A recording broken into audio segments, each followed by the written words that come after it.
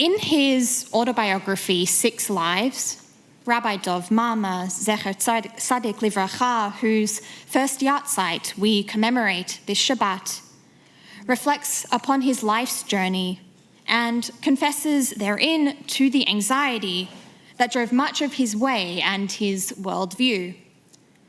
He shares that, although many told him how courageous they believed he was due to his childhood as a Holocaust survivor or because of abandoning the prospect of a settled life in Sweden, then leaving a thriving congregation in London to, of course, come here to us at Holy Blossom, and then later his eventual aliyah to Israel, he claims that much of this constant need for change, for move, for progress was born out of a fear of being considered as a coward or missing opportunities or becoming seduced by a life of comfort and inertia.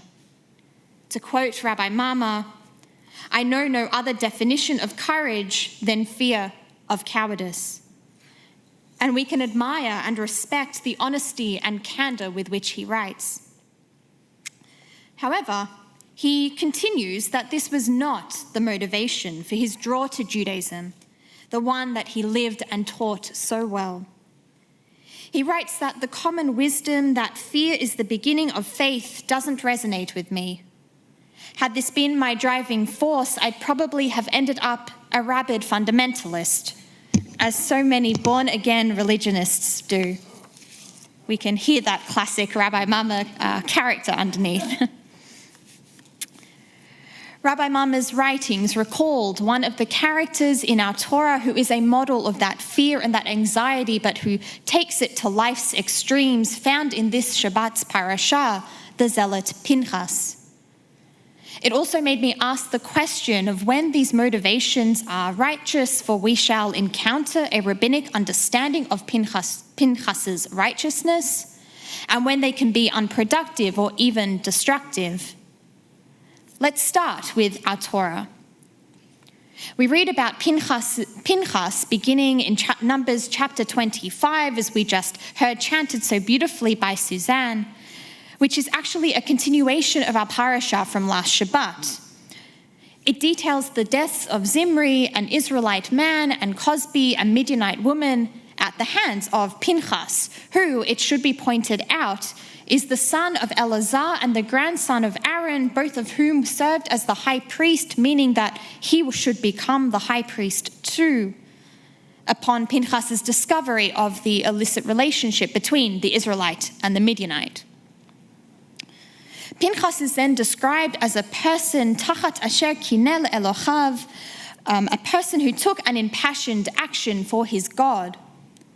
He's subsequently rewarded with Brit Shalom, Briti Shalom, meaning God's promise of peace or friendship, a covenant of friendship with the divine, and is credited with being the reason that God did not wipe out the Israelites with the plague that had been haunting their encampment up until that point. As you might imagine, our rabbis are conflicted by this shocking act of fundamentalism, because it is at its core an act of murder, and there's no denying that. They consequently needed to reconcile how such violence could appear in our texts at all, let alone coming from literally within the tribe. In the Jerusalem Talmud, in Tractate Sanhedrin, our sages teach us that the elders of Israel in fact wanted to excommunicate Pinchas until the Holy One hurried and spoke. It shall be for him, Pinchas, and his descendants after him, a covenant of priesthood for all time, because he took zealous action for his God, thus making expiation for the Israelites. In other words, it was only when God intervened that the rabbis could reconcile Pinchas's zealotry as genuine. The rest of the time, no matter the provocation, such zealousness required immediate tempering through excommunication and subsequent repentance. Pinchas's actions are thereby understood as a uniquely singular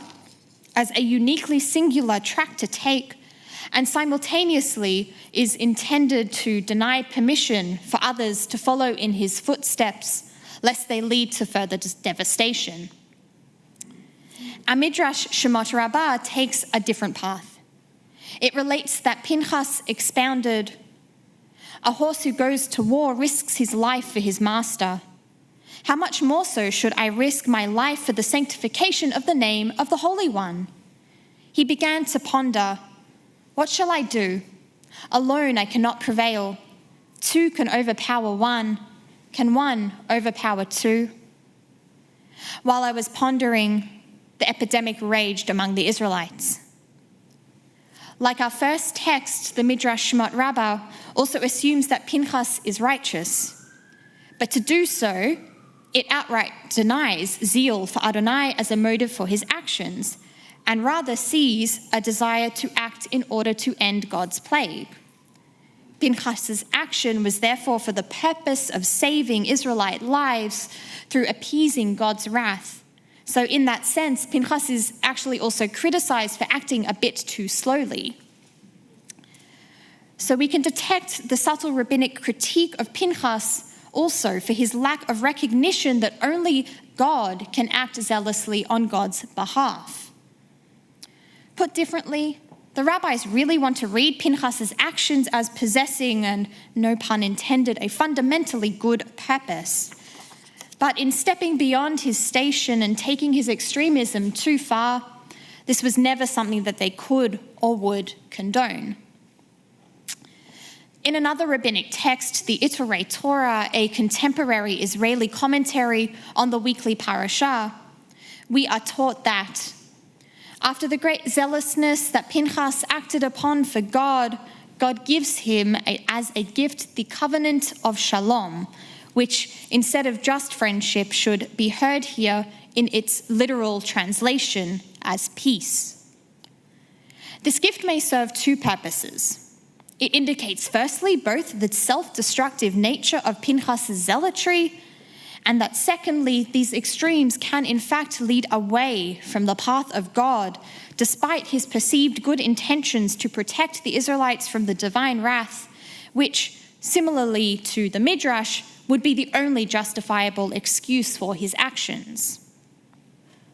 In that vein, it is as if the Torah is hinting that the path of shalom, the way of peace, is always preferable to and more successful than that of zealousness and war. So let us take a further example from our Torah, one aimed at both lending peace of mind and even better allowing the vulnerable to speak their mind in turn. It's found later in our parashah at Numbers chapter 27, which is the famous vignette, as we just heard about too, from Rabbi K, of Zelophehad's daughters, Machlah, Noah, Hoglah, Milcah, and Tirzah.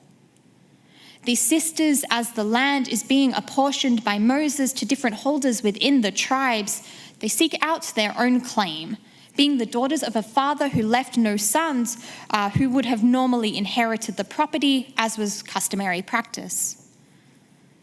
Thus, Zelophehad's daughters go to Moses and inquire, "Lama yigara Hashem Avinu mitoch mishpachto, ki en lo ben tana lanu u'achuzah, tana lanu achuzah betoch achei Avinu." Let not our father's name be lost to his clan just because he had no son. Give us a holding among our father's kinsmen. Moses then brings their case before Adonai, who declares that not only are these women entitled to their holdings, but that this should be the precedent set for all time. That in the case of a father who has left no sons, the daughters will be apportioned their rightful inheritance. Incredible. Let us be mindful of what's at stake here too. Emotionally, of course, the daughters of Zelophehad did not want their father's memory or legacy to be lost to this world, his quite literal name, but everything that comes with that too.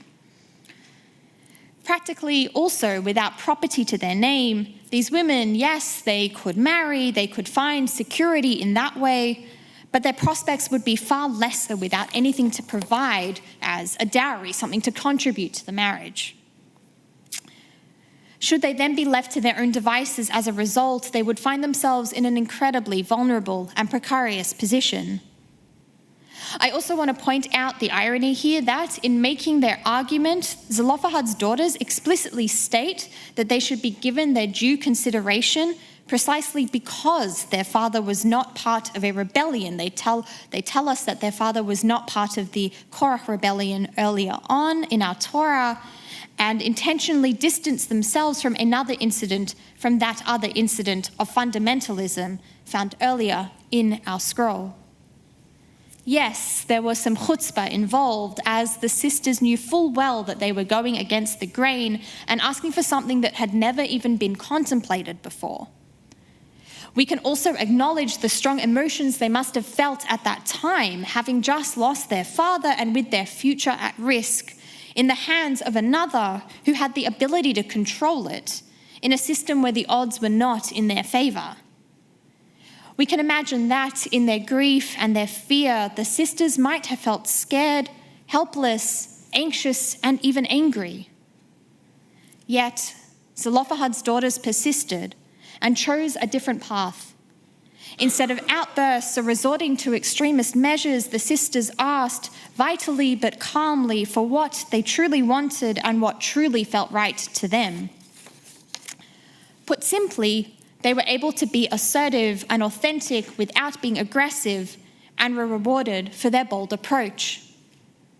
When we translate this to our Jewish lives today, this would be what Rabbi Mama of blessed memory would call an assertive Judaism, as outlined in his work on being a Jew. Rabbi Mama teaches that it is incumbent upon us to repeatedly stress the authenticity of our position, just like the daughters of Zelophehad, and that just because our opinions or our outlook might differ from others, it does not mean that we are justified in being defensive or antagonistic. He particularly encourages this through a lifetime of learning, which enables us to be secure and confident, and therefore, to use his term, grow taller as Jews. And this is the study of and guidance from Torah that Rabbi Kay also discussed yesterday evening. This assertion and this confidence allows us to take pride in who we authentically are, warts and all, and to be productive and positive partners rather than destructive in a society in which we fight for justice and goodness for all. Furthermore, this assertion allows us to live an enriched Jewish life with the passion, or dare I say, even the zeal of our prophets and our biblical figures, and the consistent wisdom of our rabbinic sages. So as we conclude, let us reflect upon the motivations that guide our Jewish lives in all their ups and downs, their highs and lows, and even, yes, the extremes. Let us learn from Pinchas that the path of peace will always win out, for fundamentalism will never be the answer. Let us learn from the daughters of Zelophehad to be courageous and authentic in pursuing peace, that we may join together as partners in building a brighter world. Let us learn from Rabbi Mama that we can take these lessons into our Jewish lives as well, to be assertive and confident and live up to the best intentions of our traditions and those who came before. And may his memory continue to be for a blessing always.